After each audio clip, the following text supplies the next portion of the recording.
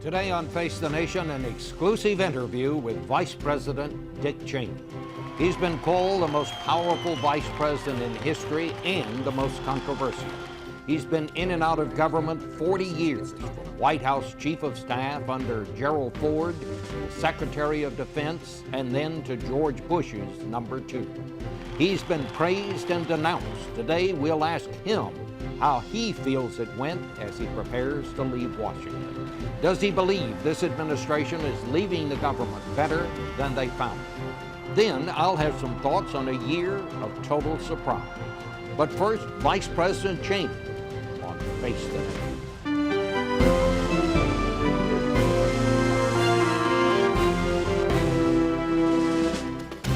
Face the Nation with CBS News Chief Washington Correspondent Bob Schieffer. And now from CBS News in Washington, Bob Schieffer.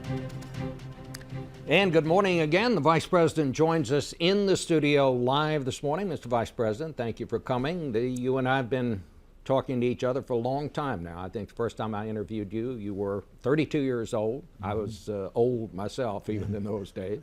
Right. And you were the Chief of Staff to Vice President Ford, and we've had many interviews over the years since then. So welcome to Face the Nation. It's good to be back. Let's start with the news. The Middle East, Israel has now invaded the Gaza. Did they inform the United States that they were preparing to do this, Mr. Vice President? They didn't seek clearance or approval from us, certainly.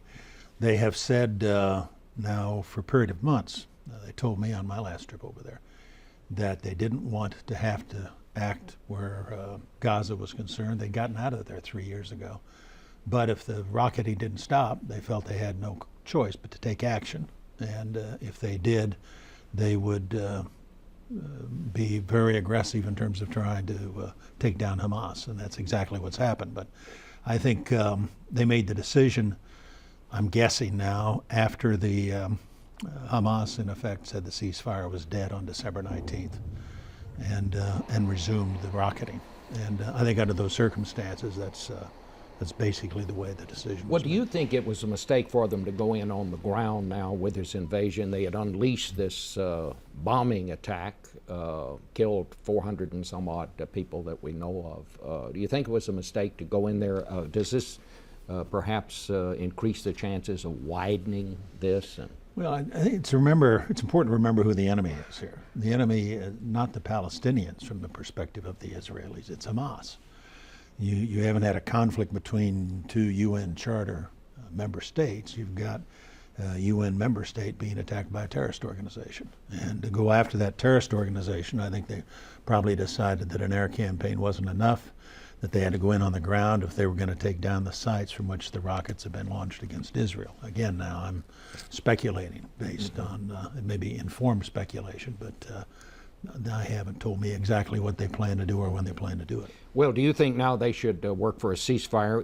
What is the United States position here? Are we urging them to seek a ceasefire now and stop this? We've been very concerned, especially about the Palestinian people, that they are the victims, in a sense, of Hamas as well. But we think if there's to be a ceasefire, you can't simply go back to the status quo ante, what it was a few weeks ago, where you had a ceasefire recognized by one side but not adhered to by the other. It's got to be a sustainable, durable proposition, and Hamas has to stop rocketing Israel. And I don't think you're going to have a viable ceasefire until they're prepared to do that. So at this point, you're not urging the ceasefire? Well, no, I think we'd like to see a ceasefire, but it has to meet those conditions. It's got to be sustainable and durable. It can't just be a resumption of what was there that was violated on the 19th of December by Hamas. All right, well, let's talk, maybe we'll come back to this, but let's talk a little bit about the last 8 years. You came here, you and President Bush were elected in 2000, so I guess I'd ask you the question that Ronald Reagan used to ask. Are we better off now than we were 8 years ago? Well, I think we've done some very good things over the course of the last 8 years. Defending the country against further terrorist attacks like 9/11, I think is a major accomplishment, for example. I think we made progress on education with No Child Left Behind and prescription drug benefits for seniors and so forth. I can point to tax policy, a series of policies and actions that were put in place that were significant progress. There's no question but what the new administration and President Obama are going to have their hands full with a new set of problems, if you will, centered especially on the economy, upon the difficulties that have developed in the financial markets over the last 6 months, just as our task when we came in was ultimately to deal with the aftermath of 9/11, and then we have to take on the global war on terror. So each administration has its challenges. The Obama administration certainly has theirs. The situation in Iraq, what do you see there now? What do you think the state of Iraq is right now? I think Iraq is much better off than it was before we went in 2003 and got rid of Saddam Hussein. I think we are close to achieving most of our objectives. We've seen a significant reduction in the overall level of violence. It's lower now than virtually any time since we've been there in the spring of 2003. We've seen the elimination of one of the world's worst regimes. We've seen the Iraqis write a constitution and hold 3 national elections. We've now entered into a strategic framework agreement with the Iraqis that calls for ultimately the U.S. completion of the assignment and withdrawal of our forces from Iraq. All of those things, I think, by anybody's standard would be, excuse me, evidence of significant success. And I think we're very close to achieving what it is we set out to do 5 years ago when we first went into Iraq. I want to ask you this because I've gotten various accounts about this. When we decided to go into Iraq, we told Saddam Hussein to leave or else. To either leave or we were coming in there to take him out. Did you really think that he would stand and fight? We didn't know.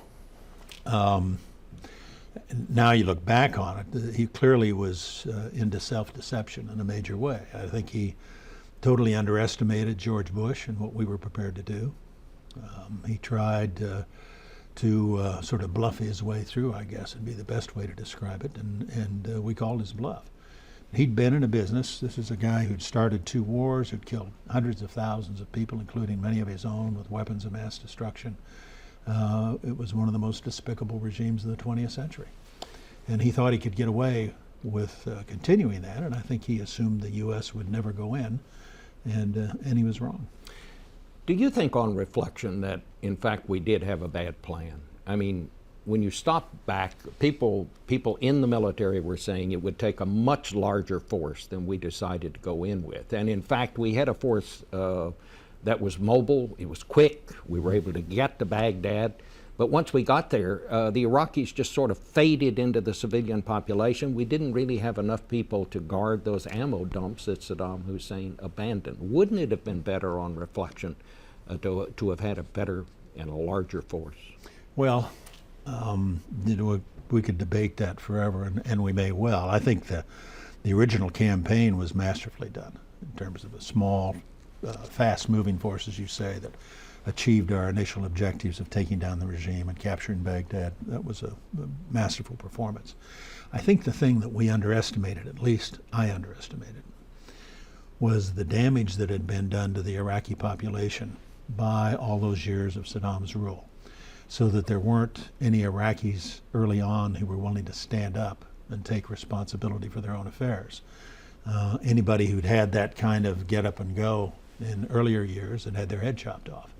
And I think we underestimated the damage that had been done during those years of Saddam's rule, as well as what happened in '91. You may remember when they rose up after the Gulf War, and Saddam, very brutally and very aggressively put down those uprisings around the country. So I would chalk that up to miscalculation. I'm not at all sure that having had 400,000 or 500,000 troops there would have achieved the objective we're talking about. What we finally did, what finally sort of got us across the goal line here, was the surge the president decided upon, coupled with a counterinsurgency strategy. But isn't that just underline that the original strategy was wrong? I mean, once you got enough troops in there to handle the situation, things calmed down. Well, but the number of troops we put in weren't that much more than we'd had there before. I mean, we added 5 brigades. This is what, maybe 30,000 men. And it was up close to where we'd been at the time of the elections, when we had forces there to monitor the elections and to provide security for the Iraqis to hold elections. We never went over 200,000 troops. We were always significantly below that, and we still succeeded. Well, how do you think we got it so wrong? I mean, we thought he had weapons of mass destruction, and he didn't. We thought we'd be greeted with open arms, and we weren't. What happened? Well, I don't look at it as we got it so wrong, Bob. I think we have, in fact. We got a big part of it wrong. Well, there weren't any weapons of mass destruction. Correct. The original intelligence was wrong, no question about it. But there were parts of it that were right. It wasn't 100% wrong. It was correct in saying he had the technology. It was correct in saying he still had the people who knew how to build weapons of mass destruction. I think it was also correct in the assessment that once sanctions came off, he'd go back to doing what he'd been doing before. Where it was wrong was it said he had stockpiles, and he clearly didn't. So the intelligence was flawed. But you never have perfect intelligence in this business. You got to deal with the best you can in terms of making your decisions. The question of how we moved forward, you can debate about whether or not we had the right structure in place, for example. Would we have been better off with setting up a government in exile with exiled Iraqis and getting that organized and in place before we went in and then turning it over to them? We made the judgment that if we were going to take down the government, we had an obligation to try to restore the best kind of system we could, and that was to give them a shot at Do you think that perhaps you looked at the intelligence and saw what you wanted to see rather than make a real logical analysis of what you saw? No, I don't, Bob. I think if you go back and you look at what we were receiving as intelligence from the intelligence community, going back to the very day we were sworn in, I've seen a report, for example, that was one of the very first we received, that warned about Iraqi's weapons of mass destruction program. As a matter of fact, it was written by a guy who's been one of the public critics of what we did. He was responsible for that first report. We had reporting like that all the time we were there, right up until we went into Iraq. So the it wasn't a matter just of us looking and seeing what we wanted to see. Everybody believed that intelligence. Saddam Hussein had peddled the notion to his senior officers and officials. They all believed he had weapons of mass destruction.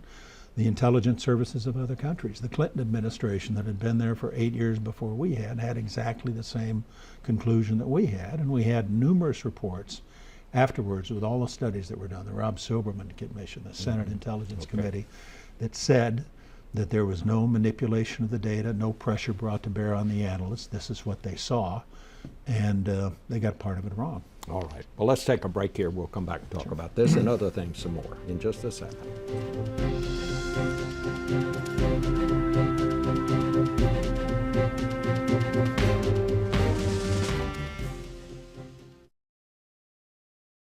And we're back again with the Vice President. Mr. Vice President, in an interview last month with Chris Wallace over at Fox, you said that starting in 2001, the administration, and in many cases you personally, kept congressional leaders fully briefed on the program to monitor America's international phone calls without a warrant. You said that the Republican and Democratic leaders were unanimous when you briefed them that the programs were essential and did not require further congressional action. But the New York Times has noted that Senator Rockefeller wrote you a letter in 2003 reiterating concerns that he said he had expressed at those meetings, that the programs raised profound issues and created concern regarding the direction the administration was taking. So were congressional leaders kept fully informed, or were they not? They were kept fully informed. Well, why would he have written that letter? I have no idea. I know when what happened was everybody who was in the room that day, for example, when I got the leadership down, chairman and ranking member of the intelligence committees, including Senator Rockefeller, and asked them if we thought they should continue, if they thought we should continue the program. They said yes. Do we need to come Congress to get authorization for it? They said no. And he was there. He never objected or opposed that in any way. Later on, when this became public, when the New York Times broke the story, which frankly I think was an outrageous decision on their part, they were asked by the President of the United States not to, on the grounds it would damage national security. Then Senator Rockefeller decided he wanted to hark back to this letter. But the fact was he couldn't even find it. He had to call my office for a copy of the letter that he allegedly had written some years before, raising some questions that he had about the program. But well, I mean, I always felt it was a bit of a CYA letter. And in those crucial meetings, when we sat down to debate the program and tell them about it, in fact, everybody in the room signed up to it. Nobody objected. Do you feel you went too far, Mr. Vice President, in your surveillance? Absolutely not. I think what we did was one of the great success stories of the intelligence business in the last century. I think what the National Security Agency did under General Mike Hayden, working with the CIA and at the direction of the President, was masterfully done. I think it provided crucial intelligence for us. It's one of the main reasons we've been successful in defending the country against further attacks, and I don't believe we violated anybody's civil liberties. This was all done in accordance with the President's constitutional authority under Article 2 of the Constitution as Commander-in-Chief, with the resolution that was passed by the Congress immediately after 9/11. And subsequently, we have gotten legislative authority, signed up to last year when we passed a modified FISA statute. Do you believe that the President in time of war, that anything he does is legal?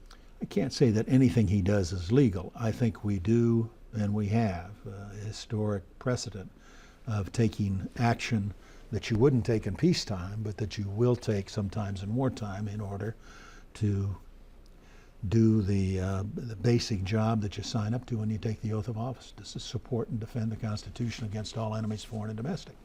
If you hark back in our history, you can look at Abraham Lincoln, who suspended the writ of habeas corpus in the middle of the Civil War. But nobody thinks that that was legal. Well, no. Well, it certainly was, in the sense he wasn't impeached. And it was a wartime measure that he took that I think today history says, yeah, that was probably a good thing to do.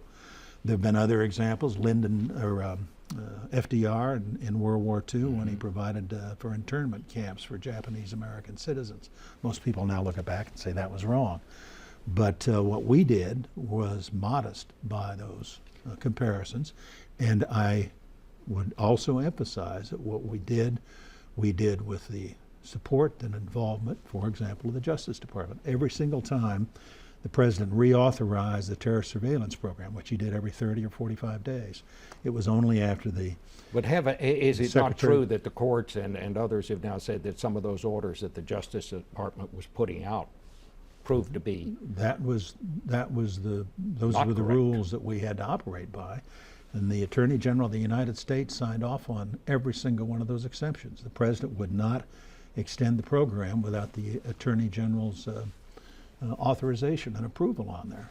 In terms of all of our actions, we worked to stay close to the Office of Legal Counsel. We followed the guidance we got, which is what you're supposed to do and where you're supposed to do it. There have subsequently been some controversies that the Supreme Court's made some decisions that didn't agree with what we did at the time, but what we did was authorized by the legal authorities that were to be the source of that kind of advice. Let me talk to you a little bit about torture. You have said that you do not believe that waterboarding, for example, was torture.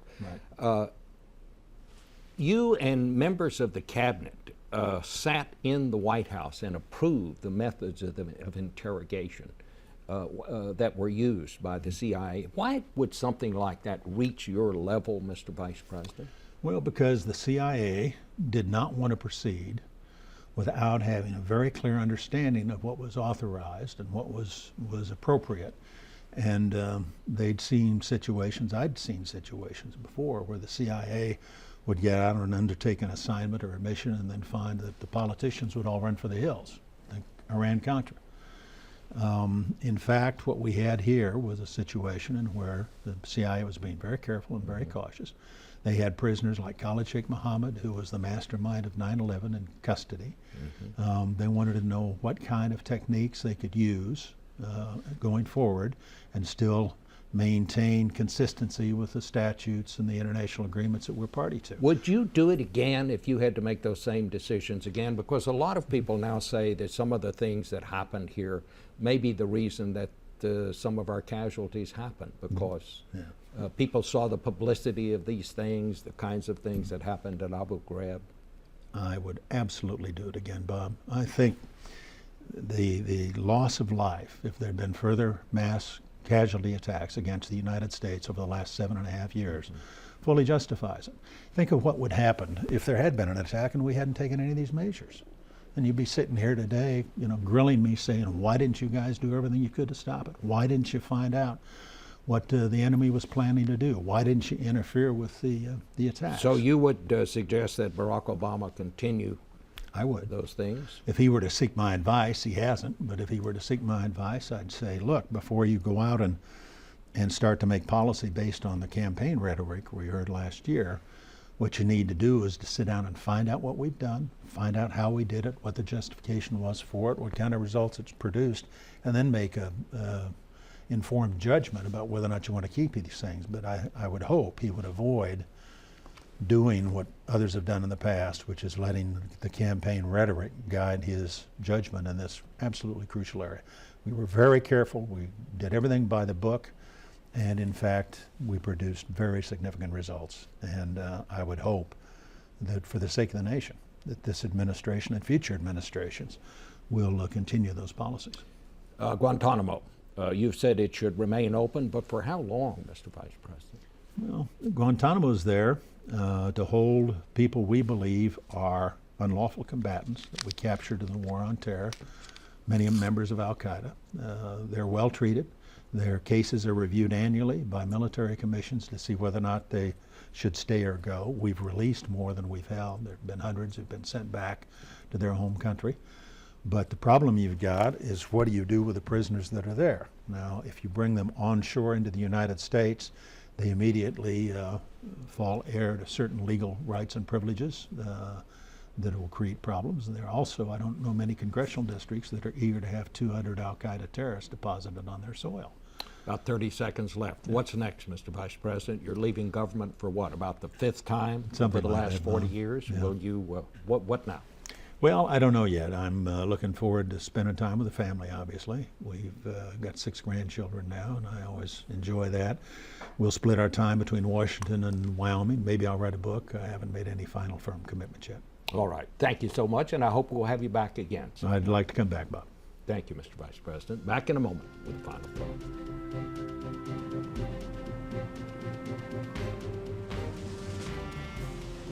This portion of Face the Nation is sponsored by Toyota, where asking the question, why not, keeps us moving forward.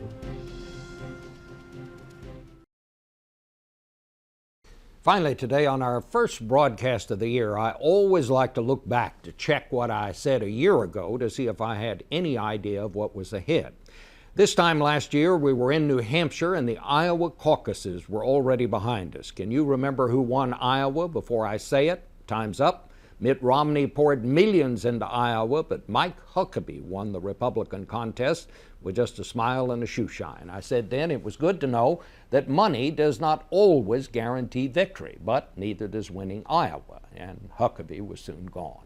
Not so for the Democratic winner. Barack Obama's surprise win over Hillary Clinton was just the beginning. As the year whizzed by, John McCain rose from the political dead and won the Republican prize. Mitt Romney lost more money.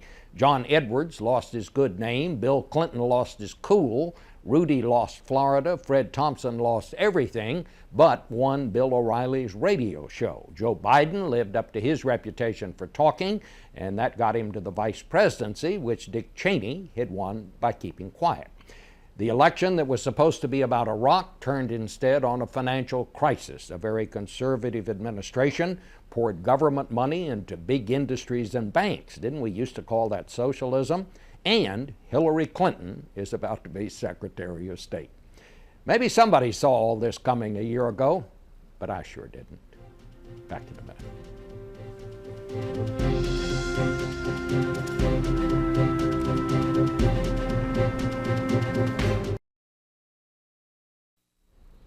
And And that's our broadcast. We'll see you right here next Sunday on Face the Nation. This broadcast was produced by CBS News, which is solely responsible for the selection of today's guests and topics. It originated in Washington, D.C.